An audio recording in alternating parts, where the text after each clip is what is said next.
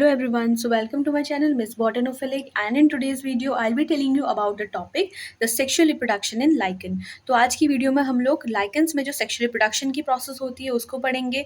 इसके sexual reproduction जो organs होते हैं वो कैसे होते हैं उनके बारे में डिटेल स्टडी करेंगे। इससे पहले जो मैंने वीडियोस इसमें अपलोड कर दी हैं वो है related to asexual reproduction in lichens and about their general characteristics, their economic importance and many more. So you can check these all videos in the playlist lichens. Okay, if you are interested then please like, share and subscribe. So now without wasting time, let's get started. So first of all, I mentioned here the general introduction to the sexual reproduction in case of lichens.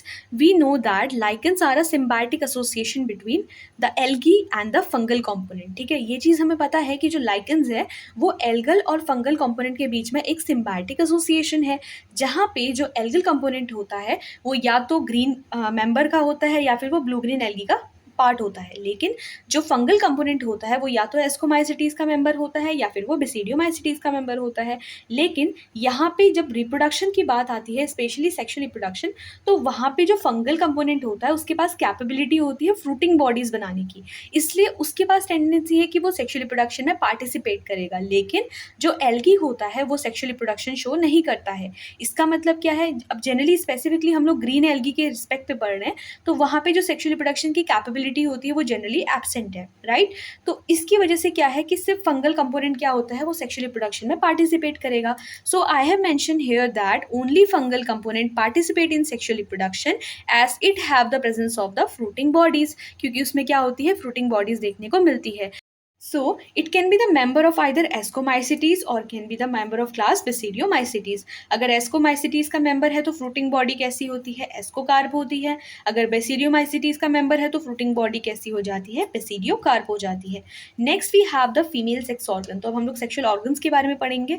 तो सबसे पहला जो हम sexual organs यहाँ पे study करने वाले हैं lichen के केस पे वो है female sex organ। तो यहाँ पे जो female sex organ होता है उसको हम बोलते हैं कार्पोगोनियम। तो ये चीज़ आप याद रखना, कभी कभी एग्जाम में इनडायरेक्ट भी आता है कि कार्पोगोनियम के स्ट्रक्चर को एक्सप्लेन करना है। तो कार्पोगोनियम जनरली क्या हो जाता है, इसको हम लोग फीमेल सेक्स ऑर्गन बोलते हैं। ये जो कार्पोगोनियम होता है इसके दो मेन पार्ट होते हैं, ठीक है। कौन कौन से पार्ट होते हैं, एक होता है अपर पार्ट, एक होता है बेसल पार्ट। अब ये जो अपर पार्ट होता है ये जनरली इलोंगेटेड होता है, मल्टी सेल्यूलर होता है और इट प्रोजेक्ट्स अबव थैलस। तो यानी कि ये थैलस के हमेशा ऊपर वाले पोर्शन पे देखने को मिलता है। लेकिन जो बेसल होता है वो जनरली एम्बेडेड होता है और कैसा होता है, कॉइल्ड पोर्शन देखने को मिलता है, ठीक है। तो जनरली कार्पोगोनियम के दो पार्ट होते हैं, एक अपर होता है और एक बेसल होता है। जो अपर पार्ट हो जाता है generally it is refers to as the, इसको हम बोलते हैं trichogyne, and the basal part is refers to as the ascogonium, right. इतना क्लियर हुआ आपको। अब नेक्स्ट वी हैव कि इसका एक डायग्रामेटिक रिप्रेजेंटेशन देख लेते हैं about the female sex organ. तो यहाँ पे जनरली सेक्सुअल रिप्रोडक्शन जब भी एग्जाम में आता है तो वहाँ पे आपको female and male reproductive organs को एक्सप्लेन करते हुए एट द एंड फर्टिलाइजेशन की प्रोसेस एक्सप्लेन करनी पड़ती है। तो ये एक वेल लेबल्ड डायग्रामेटिक स्ट्रक्चर है फॉर कार्पोगोनियम। कार्पोगोनियम जिसको हम बोल रहे हैं फीमेल रिप्रोडक्टिव ऑर्गन, ठीक है। तो ये कार्पोगोनियम में किस तरीके से यहाँ पे आप देख सकते हो, लाइक ये अपर जो थैलस के ऊपर की तरफ प्रोजेक्ट हो रहा है इसको हम कह रहे हैं ट्राइकोगाइने, और ये नीचे की तरफ एक बेसली क्या है, बेसल यानी कि नीचे की तरफ क्या है, एक कॉइल्ड पोर्शन प्रेजेंट है जिसको हम बोलते हैं एस्कोगोनियम। और ये जो आप स्ट्रक्चर देख रहे हो ये है लाइकन का थैलस। अब ऑलरेडी मैं इस पर भी एक वीडियो बना चुकी हूँ, आप प्लेलिस्ट लाइकन्स के अंदर चेक कर सकते हैं, जहाँ पे मैंने हिट्रोमेरस और होमोआइसोमेरस दोनों ही टाइप के थैलस को डिटेल में एक्सप्लेन किया है। तो दिस यूसी मतलब upper cortex, this is middle layer जिसको हम लोग एल्गल जोन भी बोलते हैं, this is medulla and this is the lower cortex, okay. तो ये जनरली क्या है, एल्गल की थैलस है, जहाँ पे आप देख सकते हो कि फीमेल रिप्रोडक्टिव स्ट्रक्चर जिसके दो पार्ट होते हैं, एक होता है जो कि थैलस के ऊपर कॉइल रहता है which is called as a trichogyne, and one is the located at the basal portion that is coiled in nature जिसको हम बोलते हैं ascogonium, okay। Now let's talk about the male reproductive structure। So now we have the male sex organ. तो lichens में जो mail sex organ होता है उसको हम बोलते हैं स्पर्मेटोगोनियम या फिर स्पर्मोगोनियम बोलते हैं।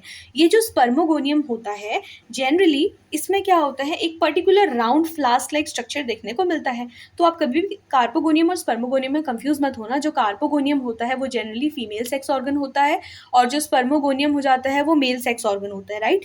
जनरली ये जो स्पर्मोगोनियम होता है it is of the flask shape structure. इसका डायग्रामेटिक रिप्रेजेंटेशन जब मैं आपको दिखाऊंगी तो आप बहुत ईजिली समझ जाएंगे कि जनरली ये फ्लास्क की तरह दिखने वाला एक स्ट्रक्चर होता है।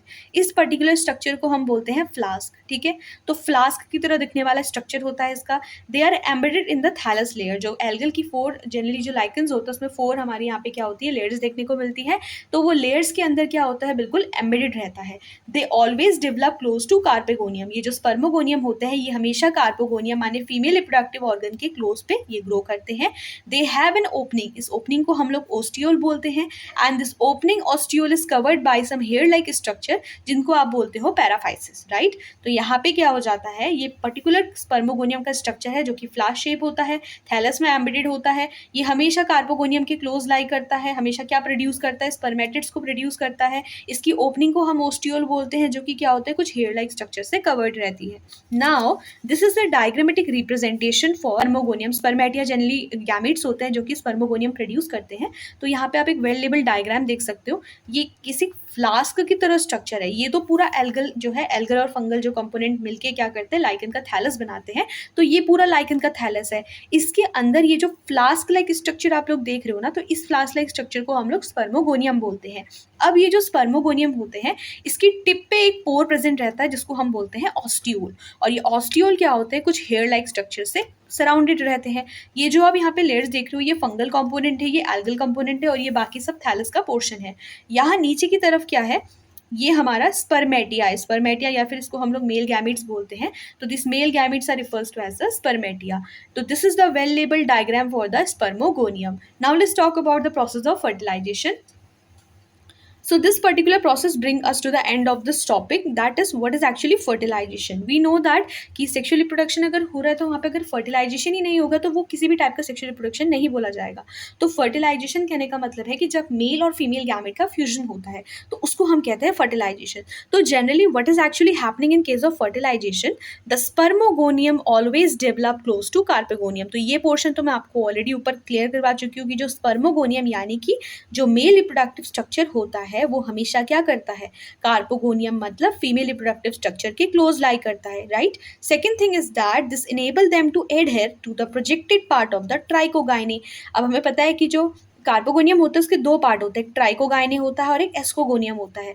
जो एस्कोगोनियम होता है वो तो कॉइल्ड पोर्शन है और ट्राइकोगाइने जो है वो प्रोजेक्टेड पोर्शन है। तो ये जो कार्पोगोनियम होता है इसके जो प्रोजेक्टेड पार्ट होता है जिसको हम बोलते हैं ट्राइकोगाइने, वो क्या करता है, स्पर्मोगोनियम के साथ एडर हो जाता है, यानी कि चिपक जाता है। अब जैसे ये हमारा क्या है, लाइक दिस इज द ट्राइकोगाइने, और यहाँ पे ये स्पर्मोगोनियम दोनों क्या है इस तरीके से डेवलप होता है। दोनों में क्या है, फ्यूजन है। तो यहाँ पे फ्यूजन होने की वजह से जो वॉल है वो क्या हो जाएगी, डिसॉल्व हो जाएगी। So the third portion is that the wall will dissolve and the nucleus fuses resulting in the formation of an ascogenous hyphae, ठीक है। तो इसकी वजह से अब क्या होता है कि वॉल डिसॉल्व हो जाती है और जो न्यूक्लियस हो जाता है, यानी कि स्पर्मोगोनियम का न्यूक्लियस और कार्पोगोनियम का जो न्यूक्लियस है वो दोनों आपस में क्या कर जाते हैं, फ्यूज करवा जाते हैं। और फ्यूज होने की वजह से क्या होता है, the result in the formation of a ascogenous hyphae.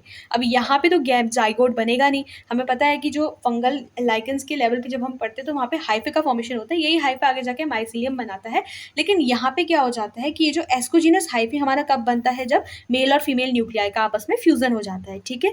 Now this ascogenous hyphae will form 8 ascospore and ASCII, ठीक है। ये 8 एस्कोस्पोर और एस्काई का फॉर्मेशन करने लगेगा and the hyphae when come in contact with suitable algal partner result in the formation of the lichen. तो ये इस पर्टिकुलर टॉपिक का एंड हो जाता है जहाँ पे हमने बोला कि जो कार्पोगोनियम और स्पर्मोगोनियम होता है वो एक दूसरे के क्लोज लाई करते हैं। जैसे ही वो आपस में कॉन्टैक्ट में आते हैं तो वहाँ पे वॉल क्या होती है, वो फ्यूज हो जाती है। वॉल फ्यूजन की वजह से वो डिजॉल्व होने लगती है और मेल गैमेट और फीमेल गैमेट का फ्यूजन हो जाता है। वो फ्यूजन के बाद क्या होता है कि हाइफे का फॉर्मेशन होता है। ये जो हाइफे बनता है वो क्या होता है, 8 एस्कोस्पोर्स का फॉर्मेशन भी करेगा साथ साथ। ये जो हाइफे हो जाता है जब ये किसी भी एक सूटेबल एल्गल पार्टनर के कांटेक्ट में आएगा तो उसके बाद से क्या बनाता है, ये एक लाइकन का यानी कि एक थैलस का फॉर्मेशन बनाता है, जो कि एक सिम्बायोटिक एसोसिएशन है between the fungal and the algal component, ठीक है। सो जनरली अगर आपका एग्जाम में आता है about the reproduction in case of lichen, तो एक तो आप वहाँ पे वेजिटेटिव और एसेक्सुअल रिप्रोडक्शन एक्सप्लेन करोगे, जो ऑलरेडी मैं पार्ट 1 में एक्सप्लेन कर चुकी हूँ। और सेकंड पोर्शन जो आप हमेशा मेंशन करोगे वो होता है sexual reproduction in case of lichen, जहाँ पे मेल रिप्रोडक्टिव स्ट्रक्चर को हम बोलते हैं spermogonium and the female reproductive structure is called the carpogonium, ठीक है। और उसकी फर्टिलाइजेशन की प्रोसेस ऑलरेडी मैं एक्सप्लेन कर चुकी हूँ। So these are the only notes under the topic the sexual reproduction in case of lichen. If the video is helpful then please like, share and subscribe. Thank you.